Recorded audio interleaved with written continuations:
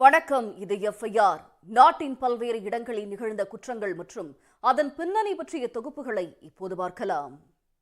சேலத்தில் 2 மாதத்தில் இரட்டிப்பாக்கி தருவதாக கூறி அரபிக் கல்லூரி மாணவிகளின் பெற்றோர்களிடம் 5 கோடி ரூபாயை ஒரு கும்பல் சுருட்டி உள்ளது. மாணவிகளின் பெற்றோர்கள் மோசடி கும்பலின் வலையில் சிக்கியது எப்படி?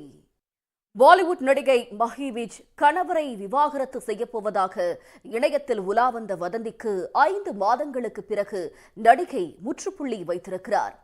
நெட்டிசன்களுக்கு நடிகை கொடுத்திருக்கும் வார்னிங் என்ன?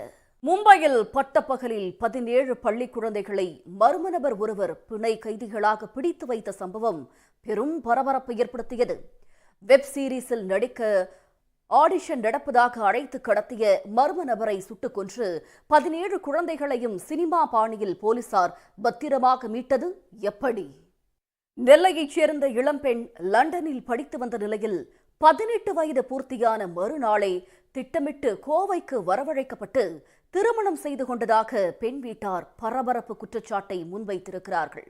அதோடு மகளின் காதலனுக்கு பல்வேறு பெண்களோடு தொடர்பு இருப்பதாகவும் பகீர் கிளப்பியிருக்கிறார்கள்.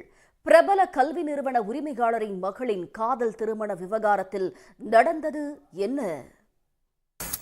எஃப்ஐஆரில் தொடர்வது சிறிய இடைவேளை.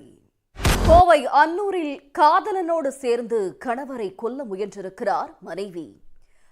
உயிர் பிழைத்த கணவர் கொடுத்த புகாரை விசாரித்த போலீசாருக்கு 6 மாதத்திற்கு பிறகு நடந்த பாட்டியின் கொலை அம்பலமாகியிருக்கிறது. உண்மை வெளிவந்தது எப்படி? சென்னையில் எம்பி சீட் முதல் பள்ளி எல்கேஜி சீட் வரை வாங்கி தருவதாக பல லட்சம் சுருட்டிய போலி சாமியார் கைது செய்யப்பட்டிருக்கிறார். மக்களின் பிரச்சனைகளை தீர்ப்பதாக கூறி ஏமாற்றி பணம் பறித்து சிக்கியது எப்படி?